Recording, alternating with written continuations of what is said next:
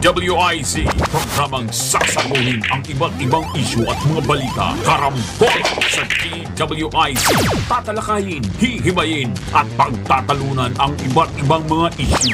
Karambola sa DWIZ, programang pwede kang mag-good pero pwede ka rin mas-crash. At ngayon, narito na ang inyong mga karambulista at ang programang Karambola sa DWIZ.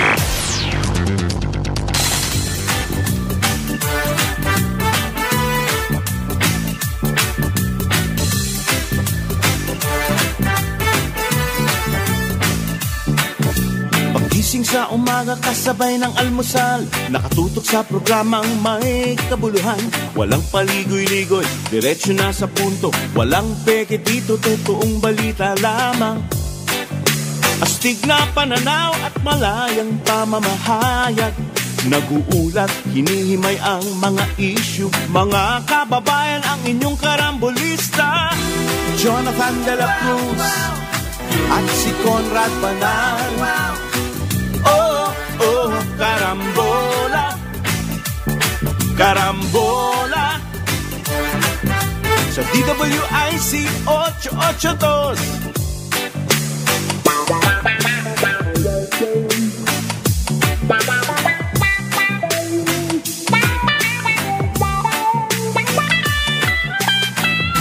Kaya tumutok na at huwag bibitaw. Alamin ang nangyayari sa bayan nating mahal. Oh, karambola, karambola, tuwing umaga. Oh, karambola, karambola. Magandang umaga, karambola. Channel 23 at DWIZ 882, May 6. Kasama natin Jonathan De La Cruz, Joel Laksamana, ako po si Conrad Banal. Good morning. Good morning. Good morning. Maganda umaga sa ating mga kababayan. Nasa man kayo? Yan. Luzon, Visayas, Mindanao, overseas. Aya, wala sa naman. Wala sa space. Wala sa space kasi space. hindi pa tayo nakakapunta doon. Oo. Mapapanood, mapapakinggan ang karambola sa aming website www.dwiz882am.com. I-download ang DWIZ 882 app. Live din tayo sa Facebook at YouTube. Follow, like, share, subscribe, comment.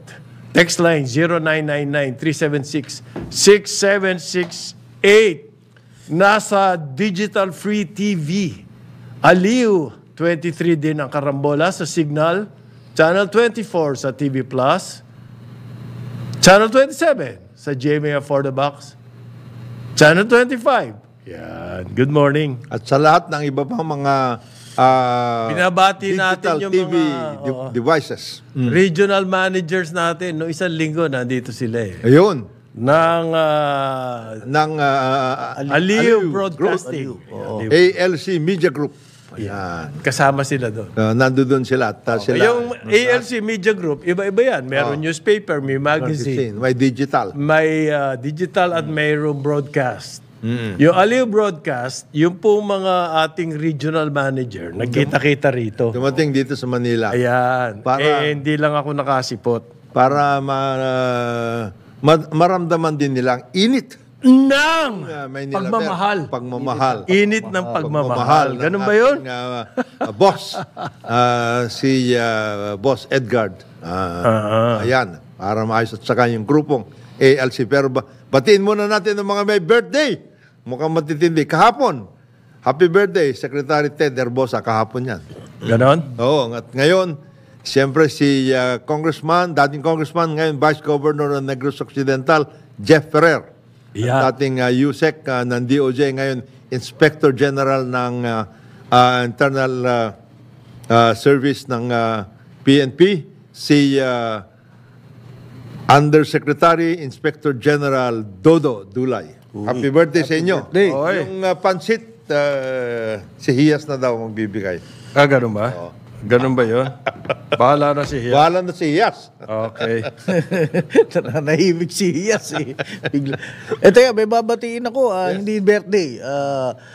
Congratulations, bagong doktora, si Sidra Hermanos Tanuan. Hopefully, panatilihin mo ang iyong Hippocratic Oath at Yan. huwag kang magpapadala sa mga Big Pharma. Yan. Pero congratulations, Sidra. Bakit meron ba niya. UST College of Medicine to. Bagong ano? Bagong doktor sila. Marami yatang, ilan This bagong week, doktor na yan? nagrevalida sila at lahat. Well, it was a span of 3 weeks, nagre-revalida sila yung huling batch Ayun. sa UST College of Importante yan. UST. Alam mo, UST College of Medicine, sa mga pinakasikat, Oo. pinakamaayos na medicine school, medical school. Iimbestigahan na raw ng DOH, ha? Talaga? Yung mga pharma. Talagang tuloy. Sino nagsasabi? Tuloy yan, ha? DOH na yun. Ah, Hindi, tatlo sila. Hindi lang FDA, isang pharma. Hindi, FDA, DOH, yung Food and Drugs. Food and Drug Administration. Tapos Department of Health at saka Professional regulatory. Regulatory. Nako, ewan ko kung may mangyayari dyan. Ano yan? Dalawa ang titignan ninyo kung kayo man ay titingin na maayos dyan. Una, yung practice. Yung practice. The practice. Of medicine. Ano ba talaga? Where is the line? Hindi, pero bottom Diba, line, ang akin dito, naapektuhan ba ang care para sa mga pasyente mamamayan? It has always been so. Naapektuhan ba yung medisina, yung efficacy ng medicine at yung It has presyo? always been so. It Brad. has always Well, been Sa so. totoo lang. Kasi, ang Yan ang bottom pinag-uusap, kasi tuon ngayon ang pansin ng ating mga kababayan tungkol dun sa pagre-reseta, pag-ano ng mga medicine. Oo. It has always been a problem eh. Precisely. Hindi naman yung tungkol sa efficacy, etc. Because the efficacy can be properly worked out. It is the capture Tsaka of yung our efficacy pharmaceuticals. dyan. Kung sabihin po ng efficacy, yun yung bisa. Sa ating lingwahe, yung bisa ng gamot Para sa inyong sakit. para sa sakit nyo kung gaano kabisa yan yung efficacy. Sila lang nakakaalam yan. Nakakaintindi nun. Yung mga pharma, maski FDA, Yes. I will dare say, hindi nila naiintindihan. Kasi delikadong self-medication na yung gamot mo sa sa high blood, ay, mabisa ba yan? Sige, inumin ko na.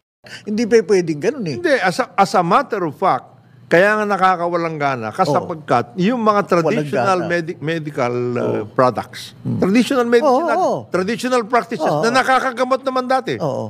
Bakit hindi nagkakaroon nagkakaroon ng push pati yung generics? Oh, Wala silang lobby. ang ibig sabihin ko, kung titingin na rin lang ang FDA, DOH, Professional Regulatory Commission, yung Board of Medicine, etc., tignan na nilang lahat. Yan mga yan. Lahat na. At saka sagutin nila yung tanong, bakit napakamahal Ng gamot. ng gamot sa atin? Yan. Ikumpara mo, the same brand, exactly Exactly the the same.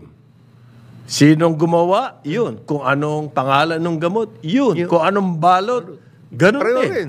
Pero ang mahal dito sa atin, halimbawa, kumpara mo sa India. Or Pakistan. Anong ginawa nila doon? Oh. Bakit mura? Yun ang dapat na tingnan dyan. Eh dito napakamahal. Eh kasi pinababayaan lang natin sila. Di ba? Wala tayong ginagawa. At one time, ang Philippine International Trading Corporation sumubok na mag-import ng gamot. This was a long time ago, more than 20 years ago. PI As a matter of fact, PITC. as a matter of fact, nagtayo. Nagtayo sila ng korporasyon. Ng subsidiary. Di ba nga? Para PITC dyan. Pharma. Anong ginawa? Theory. Pinatanggal po yung pinuno ng PITC.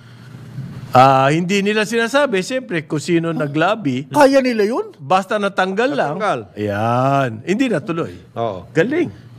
Ngayon, binubuhay. Yung generic Law. Yung generic law. Ayan. Bakbakan sa Kongreso yan. Oo. Nagkakapukpukan pa nga ng sapatos sa desk. Oo. Naalala ko si Teddy Boy Locos. Oo. Nagkabanatan dyan. Grabe. Ang labi. Do they wield that immense power and influence? Tagal Para- na. There are Marami- lawmakers over And we are talking loss of the land. 200 billion noon Oo, At ngayon. that time, 200 billion na yung market dito ng gamot. And we are talking Ngayon, magkano pa? only now of the pharmaceuticals. What about the devices? Mas pa yun. Ayan, equipment. Equipment, lahat. equipment. May pagkukunan naman tayo ng devices na exactly the same, with the same kind of efficacy supposed to be, hindi rin natin nakakapasa. Yan, FDA na rin yun. Hindi, kasi pag may nakapasok dito, para po protection na ng FDA yung nakapasok na yun. Yun na yun. Yung mga iba hindi na makapasok. So, meron din pong nangyayari sa FDA Malaki. na hindi maganda. Yung issue na lang ng dengue siya. Labanan yun eh. Oo. It was yung tungkol sa dengue. It was Sanofi versus the Japanese. Hindi nila pinapasok yung Japanese kagad. Yung Sanofi, hindi po proven. Wala pa silang tinatawag na... Clinical trials lahat, wala. Hindi, merong clinical trials. hindi kumpleto. Yung field trials ang wala. Hindi kompleto. Oo. Tayong ginawa nilang... Field trials. Yung mga estudyante, children, at saka militar pa nga eh. Naging field trial na grupo. Hinahanap nga yung public disclosure nila nung results. Ang sabi nila, na-announce naman niya sa isang poster sa isang convention. Ayan. Yan. Yun yung announcement nila ng public disclosure ng kanilang results. Ganyan na nangyayari sa Sa ating pharma industry. Kaya yung mga local hindi makausad. Yun ang masakit doon, pare. Yung mga local, kumbaga yung FDA etsapwera pa yung mga local. Isa lang ang local na malakas-lakas, Unilab. Unilab. Papasok pa yung At yun, marami pa rin Banatan yun. Banata. yung Pascual Laboratories, dapat mayroon din yun. Maayos. Mga 4 sila eh. Kaya lang, Unilab lang ang nakakalapan. Maski pa paano. Pero very limited ngayon. Kasi, ang purchases ng gamot, dati centralized sa Department of Health.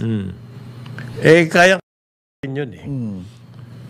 Tapos yung Department of Health, pamimigay yung mga biniling gamot sa mga LGUs. Sabi ng LGUs, di naman namin kailangan yan eh. Ito kaya, ba't hindi nyo na lang kami pabayaan?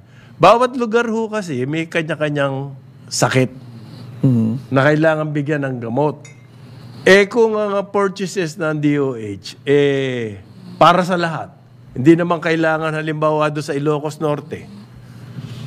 Kasi maraming bawang doon, kaya hindi naman sila... Ayos doon. Hindi sila nag-high blood. Hindi sila... So, iba ang sakit nila ron. Pero yun din yung ibibigay mong gamot.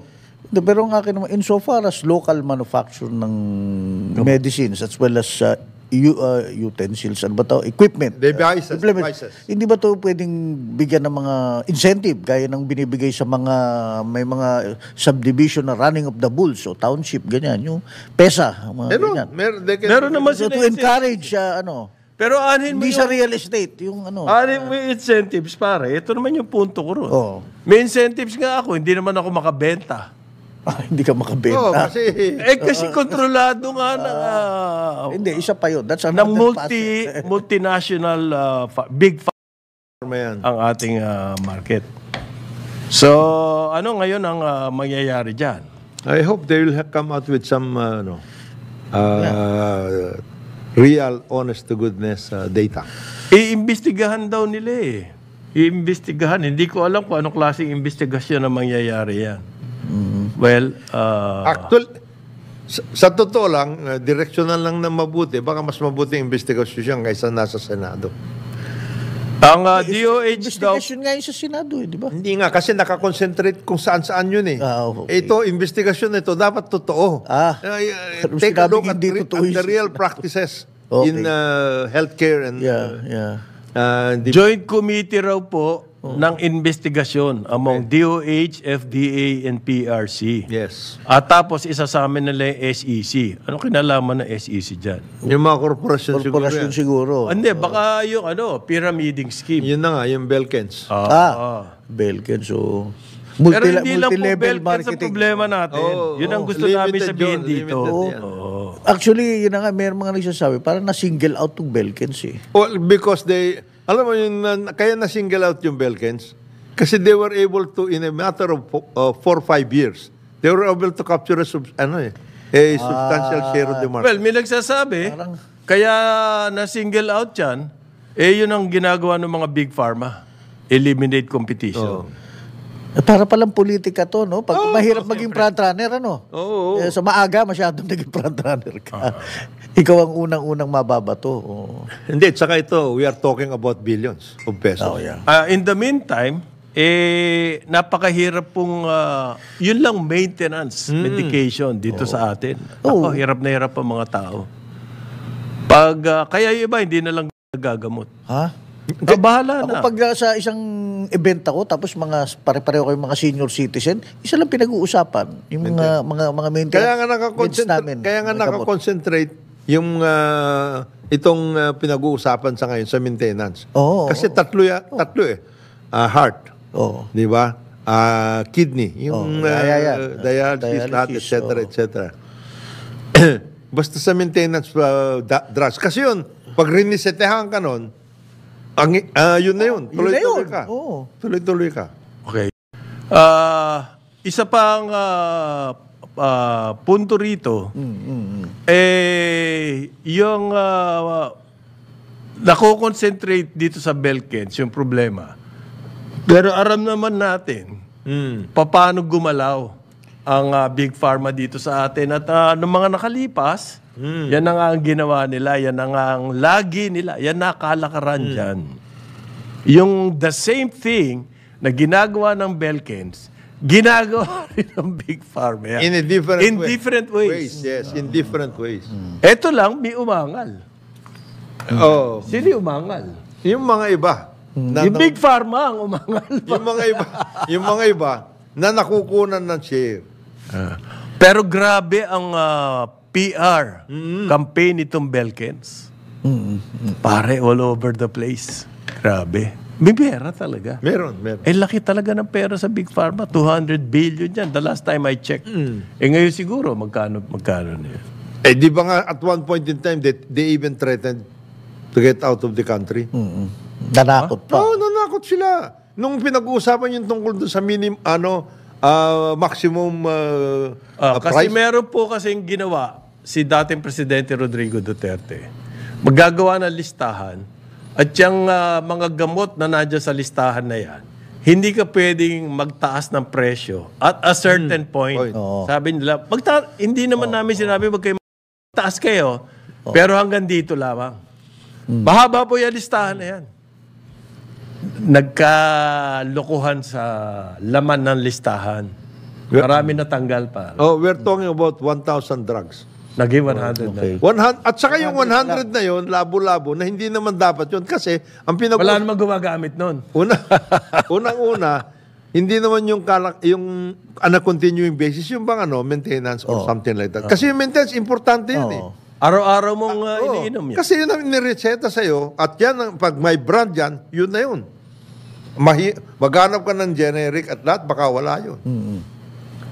Noon, panahon ng pandemic, napakadaming press release, napakadaming ingay, napakadaming media blitz na we will develop our own pharma industries. Ano na nangyari doon? Wala? Ngayon, there is an effort under Secretary Frederick Go to do so, both pharmaceuticals and devices. I hope it will Effort, That sounds good. Magkakaroon import ng o manufacture? Magkakaroon ng pharmaceuticals and medical devices zone. Yun ang kanya. That is the reason why, diba yung palagi kong sinasabi sa ating programa, that this Indian company, yung AMTC, Andhra Pradesh Medical Technology Zone, yan ang gustong hindi na, siyempre, lalabanan niya, parin Jonat, na mga existing big pharma dito, lalaki ng interest nila. Hindi, ano ipanlalaban nila? Kasi kung ang selling point naman ito, it will bring down the cost of Who cares? Ito na lang. Para sa bayan. Hindi, yun na nga, para sa bayan, pero lalabanan pa rin ng big pharma. Pero ano justification? Ito you don't have to justify it. Ito, personal knowledge ko to, Brad. Sige. Ito, kasi ako nag-focus nito eh. Parang yung MOU lang. coming out with a memorandum of understanding with this government corporation, Indian government corporation, it's taking 3 months. MOU. MOU pa lang. Pare, Why? mahirap yung MOU eh. Ikaw Okay. naman eh. Who is holding... Marami kasing factors dyan sa MOU. Who is dropping the ball there? Government official? Bureaucracy. The bureaucracy. Pare, Meron talagang dun sa Department of Health mismo, even Secretary Herbosa is having a hard time. Kaya po ngayon, Department of Health na yan. Sa kanya na yan. Kanya na yun. ang presidente naglabas po ng executive order tungkol dyan sa mga flagship infrastructure Another. projects. Yan. Maganda yan. Yan pong mga flagship na yan, mahigit 100, ano ba? 147. 100, almost ganon. 150. Hanggang ngayon, magdadalawang taon na yung BBM administration. Wala pa tayo naririnig na nasisimulan. So, puro plano, puro hope, puro dream. So, ang ginawa po ng presidente, nag-issue ng executive order. Kumbaga, tinatanggal nitong executive order yung red tape daw sa pagkuha-kuha ng permits at maraming rules doon and everything.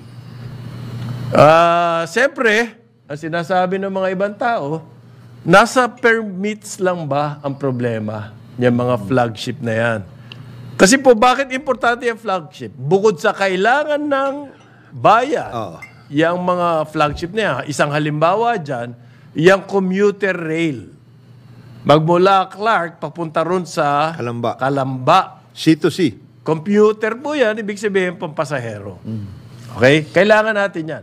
Bukod doon, kapag umaandar yung mga flagship, ang daming trabaho niyan. Iikot ang negosyo. Marami magkikita. Yun lang construction. Kung sino Malaking nagtitinda ng pagkain para doon sa worker, malaking bagay na yun. Kung hindi nangyayari yan, kaya matubal ang ating economy. Kaya nga sinasabi na, kaya yung flagship is really a booster yan eh. At hindi na pwedeng gamitin ng mga kaibigan ni paring Joel. Ayan. Yung sasabi, hindi ang hirap pumunta dun eh. Wala ka ng transport, etc. Yung mga, yung mga running of the bulls, kaya dito na lang. Dahil mas madali dito, we are nearer the market, whatever. Does not make good business sense. Yeah. Kanila, dating nila. Oo. At least for So, now, permits lang ba ang problema dyan? streamline Pare? permits. O masyadong tamad? Yung mga namamahala. Ito po nga, Clark, Calamba Commuter Rail, Mga 20 years ang original na schedule niyan matatapos by 2025. Next year na yan. Nakikita mo ba? May pag-asa ba? Wala yan. from Pampanga hanggang sa Malolos. Meron na. Medyo, Wow. So matatapos yun next year? yung first station. Ayo. Palang. Area na yun. So, Ang problema, puro video. Nakikita. oo. Ang dami na pong napalabas na video tungkol dyan sa commuter rail na yan. Na 2020 pa, ang ganda raw ng design, pero video lahat yun. Parang naman. Ngayon, kung ang buhay natin, aasa tayo sa video, talaga namang PPP Naman yun eh. You must understand. PPP yun eh. ganon. PowerPoint presentation. PPP. PowerPoint. Hindi public-private Ang sector. problema ko, yung commuter rail na yan, hindi project yan ng BBM administration. It started sometime back. As a matter of fact, GMA pa yan. GMA pa. as 20 years ago, ito, Brad. Kasi Nga, panahon ni GMA. tatlong salin na to eh. Yung una, yung Percorelis. Marami Spain. na, iba-iba. Tapos may Chinese. Tapos ito na. Ganun ba? Bago tayo makatayo na isang flagship project, more than 20 years, kawawa itong bayan na to na nagmamadali. Wag mo nang yun yung tungkol dyan sa mga yung mga nakikita natin. Power na lang. Power. Okay. Flagship Wag yan. na yung railway. Sige, mahirap eh. Power, at least at the very least. Power na lang. Iyan kaya ma-jumpstart ng mga negosyo niyan eh. Ganon. Bumuhay. Pare, sabi ng Department of Energy, baka hinay ka lang sa sinasabi mo, Jonat. 92 offshore wind energy service contracts Awarded by Department of Energy. Service contracts pa lang. Siyempre, pag-aaralan pa yan, bago maitayo yan, baka 20 years din. Okay? Pero yan po ang laman ng balita ngayon. Habang tayo ay mayroong power crisis, ang laman ng balita, nag-award sila ng service contracts. Hindi naman nila sinabi kailan magiging energy yan. Yan. Napakadami. Capacity, 65 gigawatts. Parang mabigat yun. Bigat, 65,000 kilowatts. Mabigat yun. Grabe. Yan daw pong offshore wind. OSW yan. Offshore wind. Under development stage. Yan. Yan po ang balita ngayon. Habang tayo kinukulang sa kuryente, ang ina-announce ng DOE, 20 years into the future bago mangyari. Kung mangyayari. Si Dimalanta, si Mona Lisa, na chairperson po ng ERC, nakikiusap daw sa mga power companies, wag muna kayong magtaas. Kawawa ang taong bayan. Dahan-dahanin nyo pagtataas. Ganon. So, concern na concern sila sa taong bayan. Kaya nga... Iba po yung sinasabi niya kesa doon sa ginagawa ng ERC. Halimbawa, yung San Miguel Corporation noon at saka Meralco, may agreement na. Meron silang kontrata. Under the contract, pag sobrang tumaas na ang cost ng power producer, pwedeng baliwala na yung konta. End of contract na. Di ba? Tumaas po na tumaas ang fuel, coal. So sabi ng SMC, end of contract. Wala, hindi malulugi. Hindi ko na kaya yan. So nagkaroon sila ng compromise ng Meralco na konti lang ang itataas ng San Miguel at makakabawi na sila. Hindi na ganun kalaki yung lugi. Pumunta sila sa ERC, humingi silang permiso na To do so. Ang recommendation ng technical ng ERC, payagan nyo na yan. Kasi kapag hindi nyo pinayagan niya, mas malaki Malaking ang problema. itataas ng presyo ng kuryente. Okay. Pumunta ngayon sa ERC board. Pagdating sa ERC board, etong si kagalang-galang na chair, Mona Lisa. Talo dapat sila panalo dapat yung Meralco Yung SMC. yung effort na yun. Proposal. The proposal. Sa 5 yon, yung namin noon, 3-2. Akalain mo na-convince niya yung isa na bumaligtad. At ang balita namin, si chairperson mismo yun nag-convince. Ang nag-break. Nag-convince doon. Yan ba? Tapos ngayon, ang sinasabi But niya, the argument nila to protect the sanctity of the contract. Well, sanctity of the contract at saka consumer. dito sa sinasabi niya ngayon, wala sanctity Wala of pang the sanctity, contract. wala na. Na wag muna kayo magtaas. Oo. Walang sanctity yan. Wala rito. Hindi yan. So, Isa. kakaiba yung sinasabi niya kesa sa ginagawa. Okay. Yun ang That hindi was- natin maintindihan. That was before. Ibang naman ngayon. Iba nga. Ayun. El Nino ngayon. El Nino ngayon. At saka sinasabi ng mga, ayaw kong basahin. Sabi yan si Mona Lisa, parang yung they just lie there and they just die there. Ganun. Hindi, kanta yun pa. Kaya Kanta yun eh. sabi ko, Kanta yun eh. wag nyo nang, pangalan niya yun, wag nyo, kayo naman Oo. Problema nga yung kuryente. Oo. So, nag-announce na naman ng Aboitiz Power. Sila daw po merong RE. Ano ba yung RE? Renewable Energy. Ayan. 200 megawatts. Oo. To alleviate power supply shortage. Wow. Solve na problema natin, pare. May mga solar na daw na idinagdag. 92 OSW service contracts. 92 service contracts. Contracts. Magiging energy kaya yon kailan? Service contracts pa lang eh. Ibig sabihin po na service contracts, yung mga lugar, Nagpirmahan. hinati-hati nyo. Halimbawa, itong party ng Cagayan. sa dagat ng Cagayan. Jonathan. Available. Sa yan. Bahala ka, pag-aralan mo kung talaga may hangin dyan o wala, yun, gano'n. Okay. Hinati-hati pa lang yung lugar. Yun ang ibig sabihin ng service contracts. Kung magkakaroon man ng power ng mga hindi pa natin alam. Basta hinati-hati lang. Ang problema ko nga, Sek, Balita ba yun? Ganitong panahon na wala tayong kuryente.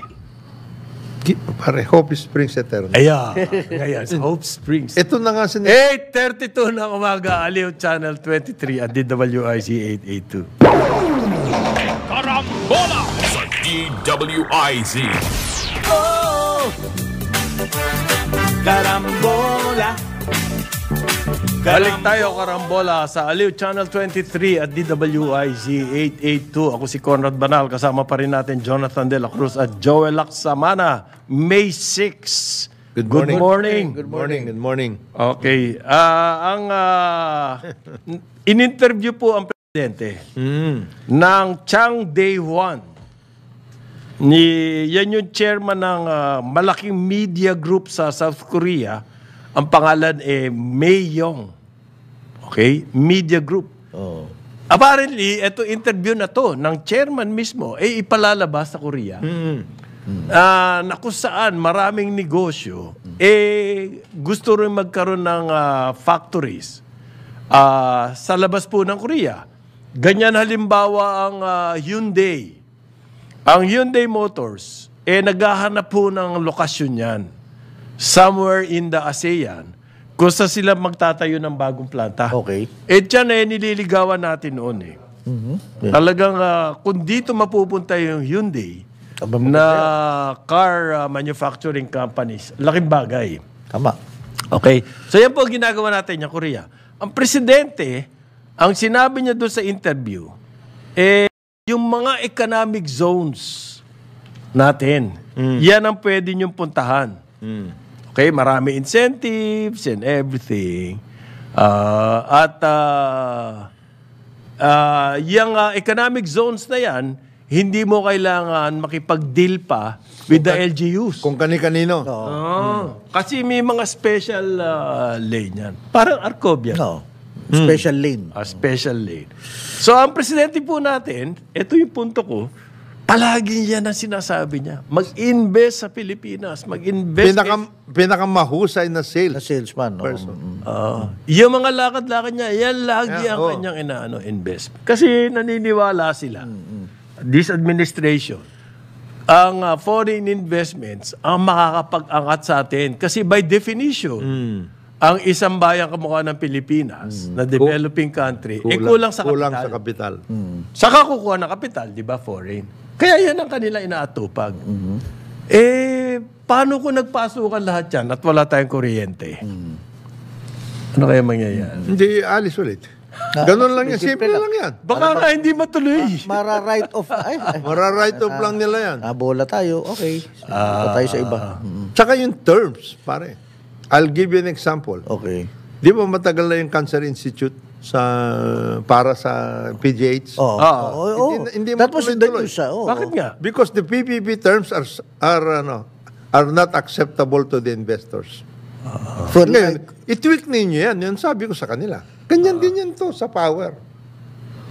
Paano yan? Baka naman kasi onerous ang mga provisions at they are really just tine-check ng ating mga bureaucrats na hindi tayo Yung nga malulugi. sinasabi ko, these bureaucrats do not know. Di bago sana nila ginawa yung project, pinag-isipan niya, inayos mo na lahat ng provisions. Di ba, kung kailan meron ng investor at lahat, at saka tayo magkukumahog, kailangan i-review. Sa akin, naghihintay ng lagay. Pag ganun. Itong Pag pinatatagal. There's only one... the other example is ito. Yung sa 2,000 megawatts na floating solar. Sa Laguna. Laguna, di ba? Ano nangyari dyan? Nasa tagal na rin yan. Immediately after the inauguration of President BBM, he went to Singapore, di ba?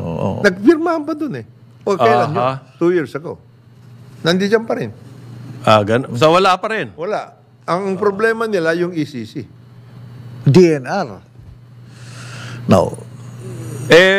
Ano bang... Science-based ba sila, yung kanilang technology na yan?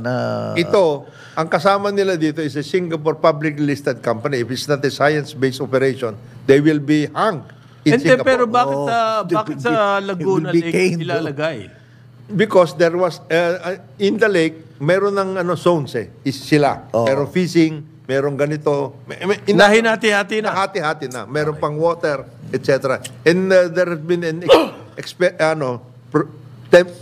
nagkaroon ng experimental na pag ganito ang laman niyan sa floating solar, hindi naman maapektuhan yung Isda. at Yung lahat. ecosystem. Yung ecosystem itself. Because it's just limited to a certain portion. Kumbaga, magkakaroon ng lilim yung part of the lake. Okay. Partly. Oo, pero hindi po ibig sabihin, no, wala na sunlight na magpe-penetrate. Okay. Kasi in between the panels, Meron. may mga butas. Yes. Okay. Yan. So, napag-aralan po. Napag-aralan na yan. Okay. Pero ang sinasabi mo, parang nabibinbin yata yung ECC Hanggang sa ngayon. DNR. Parang yun yung sinasabi ni Paring Conrad. 92 OSW, service contract, yan. Ayan. Service contract. Ayaw mo na service contract? Gusto ko. Ang problema, Hinati-hati na yung buong Pilipinas. O sa iyan, sa ito, sa iyan. Ngayon, kung ilan dyan ang matutuloy, yan. ay manalangin po tayo. Oh. Kumbaga, parang ganito yan, pare. Yung mga mining. Another. Yan.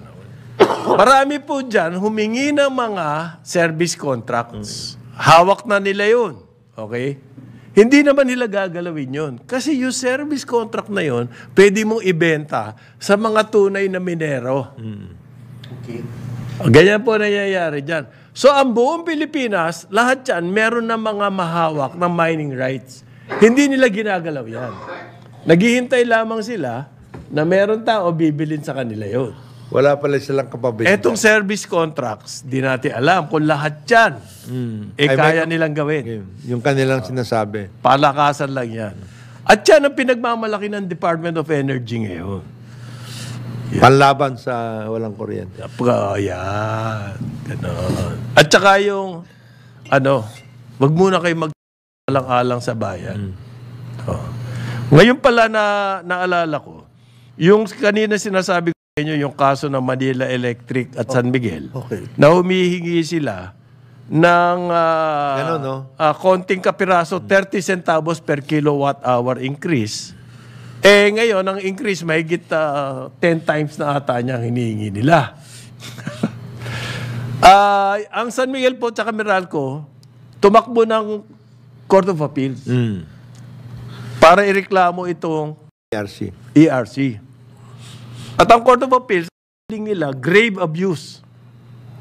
Okay? Sa ERC.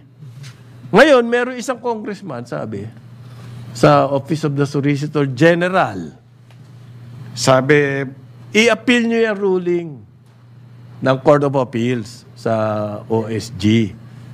Para daw, hindi raw ito tungkol sa presyo ng kuryente. Kundi daw ito tungkol sa kontrata. Kumbaga, it's the principle of the thing. Alam niya raw, masama ang supply ngayon ng kuryente, sabi nitong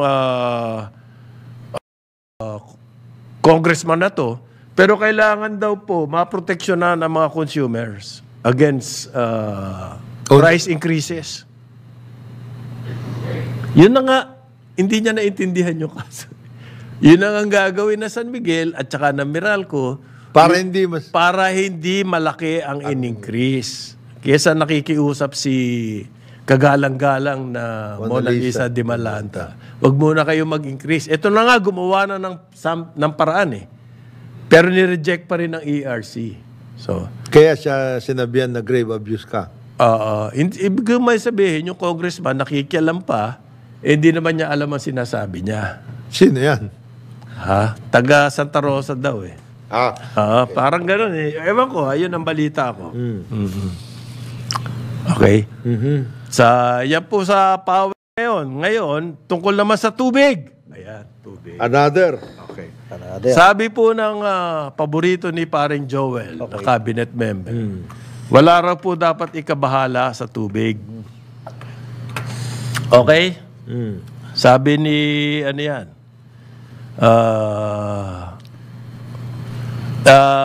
Sabi po ni Secretary, ano yun? Hindi ko matandaan ang pangalan niya kasi most traveled lang ang ano ko. Tonya, Antonia Yulo Loizaga. Wala daw po dapat ikabahala.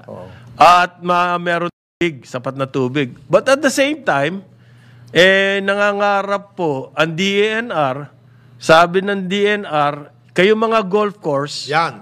Kayo mga golfers. kayo mga golf course, huwag kayong gagamit ng tubig.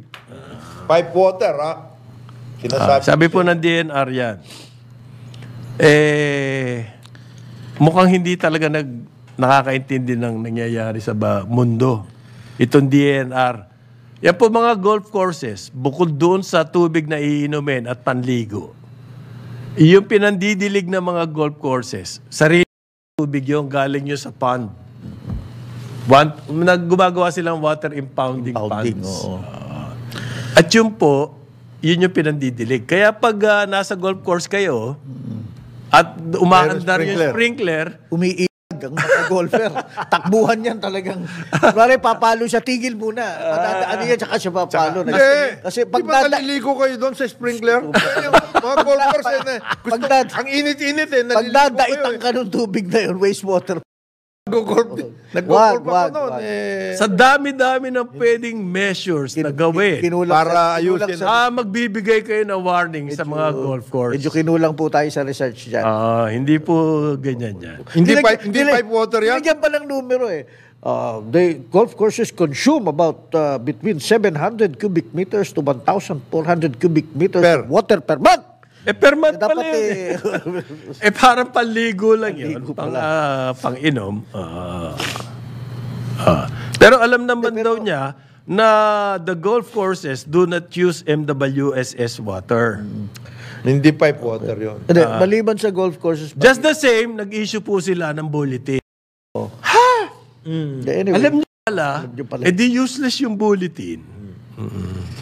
Ano yan? just in case pinag-iisipan ng mga golf courses. Hindi, ano yan eh. Kalubang golf course. Isa sa mga Eto, mas maganda, yung nag-issue sila sa mga clubhouse at sa mga swimming pools. Na ano? Mag-conserve kayo ng tubig. Hindi, nakalagay prohibiting eh. Na? DNR Water Management Office has also issued a bulletin prohibiting the use of garden hoses in cleaning Sa mga cars bahay. and watering plants and inflators. Sa mga bahay. Sa mga bawal ang garden hose, panlinis ng kotse, ang dilig ng halaman, at saka bawal gumamit ng mga inflatable na swimming pool. Sino mag-i-enforce niyan, pare? Well, Homeowners. hindi. Homeowners Association. Ano? We leave it to the... Kung walang Homeowners Association. It's patriotic duty. Ayan. Hindi. We are hoping that the Department of Local Government will help us by directing all local LGU. officials, barangays, to Ito po yung maganda. implement the bulletin. Yun yung maganda sa bulletin. Ito ang maganda. Wala namang parusa kapag ikaw nahuli. Wala. Ah. Sita. So, sabi na lamang ng DNR, wala kang parusa, but it's the rule. Ano yung rule ng walang parusa? It's the rule nga eh. It's a suggestion. Parang SRP ba? parang SRP ni Pascual to, ni Chalex. So, parang SRP ni Kita mo Chalex. ba yun? Akanak na Galing ito. Galing sa Pilipinas, iba Ay, nako. So, it's still a rule, pero wala naman parusa. Kumbaga, yung traffic signal. Oo. Huwag kang mag-ano pag red. Pag red, baka gusto nyo tumigil. Yan. Pwede kayong tumigil kung gusto nyo. Para yan. So, ang humihingi daw po ng tulong ang DENR sa mga barangay officials.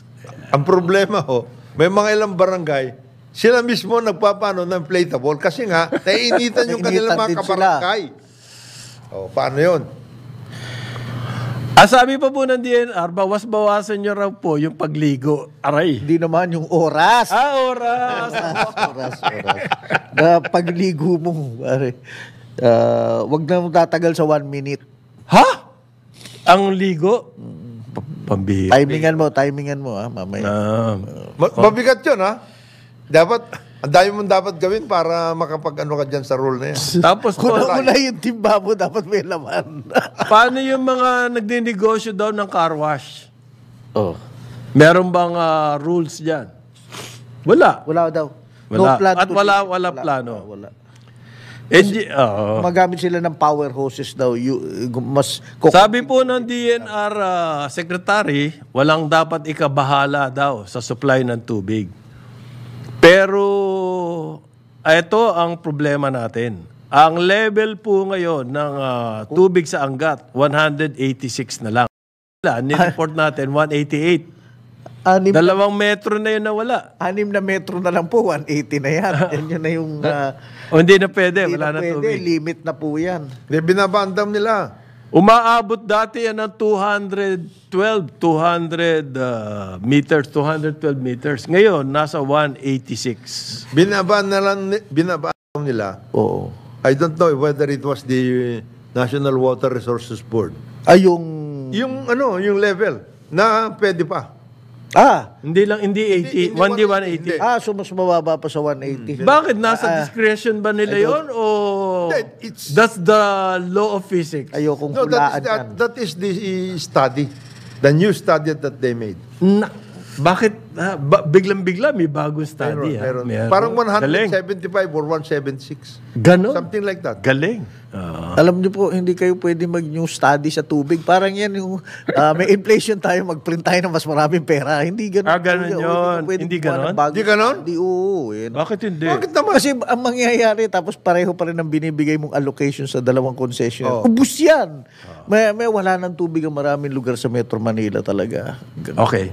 Kanina po ni Jonat, yung parang Department of Trade and Industry. Okay. Suggested enterprise. May bagong appeal, pare Another. Nagkakasubukan dito. Sunod-sunod ang mga May bagong appeal ang DTI Appeal, sa mga nagtitinda po at sa mga producers, manufacturers. Voluntary price freeze. Voluntary. Parang yung ERC, parang, wag muna kayo magtaas. Maawa kayo sa bayan. Hawa kayo sa tao. Sinong kinakausap nila? Yung mga...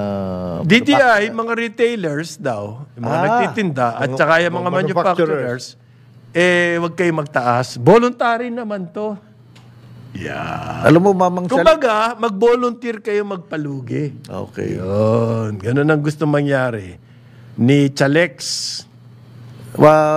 Mamang Chalex, walang galang na po. Huwag kayong mapapadpad sa talipapa dyan sa may Baliwan, sa Better Living. Si Bisoy, may gulok na rin. Parang pag nakahanda na. Pagsasakripisyuhan mo yung tao, lugin-lugin na nga sila. Yan daw Presyo po. ng bigas. Ang ipinaglaban ni Trade Secretary Alfredo Pascual. Pinaglaban pa niya. Oo, noong nag-meeting ang National Price Coordinating Council. Yan ang tugon sa El Nino. Voluntary price freeze. It's a call to your patriotic Sabagay, duty. para sa bayan. Oo, para sa bayan yan.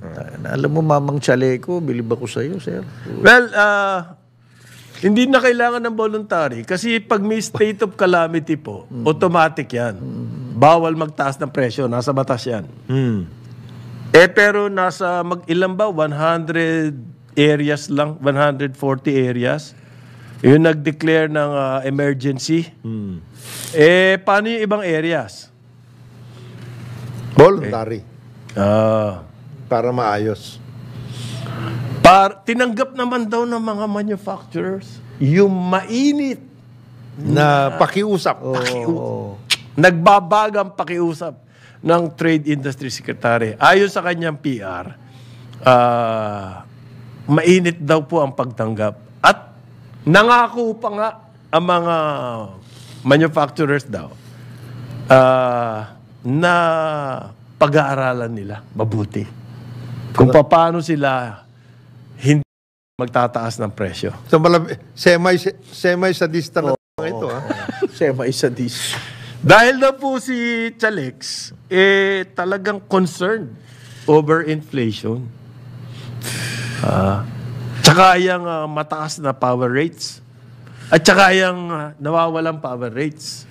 At tsaka yung Tubig. El Niño. Concerned na po si Chalex. Ayon sa PR niya. So, puro appeal for voluntary sacrifice ang kanyang strategy. Anong ginagawa mo? Ang dali-dali magsalita ng appeal eh. Ewan ko kung mangyayari yan. Hirap na hirap. At 200 mahigit pala ang areas under state of calamity.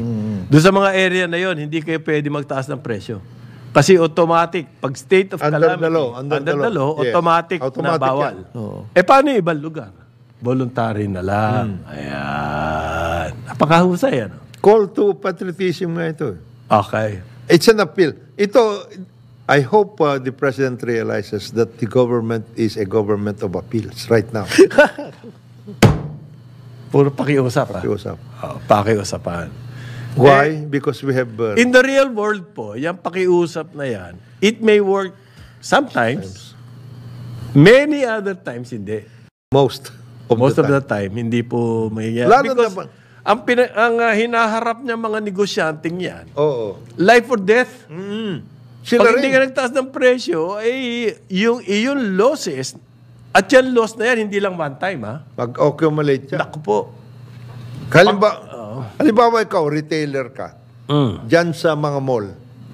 Yan, yung rental mo, hindi, Wala. hindi mo pwedeng pakiusapan yung Mall? Hindi lang, not necessarily Hindi, sa buwan. tatanggalin ka nun. Kahit sa Sisipain palengke. ka. Oo, kahit sa Oo. palengke. Palengke, Pandemic nga, ang negosyo yung mga tao, anong Dati. ginawa ng mga mall? Di siningil pa rin. Inano lang. Dinifer lang muna yung pagbabayad. Pwedeng hulugan. Pwedeng hulugan. Pero bayad ka pa bayad rin. ka pa rin. Paano kikitain ng mga tao yun? Wala na yun. 9 o'clock ng umaga, Aliw Channel 23 at DWIZ 882. Putang na, puro Karambola sa DWIZ.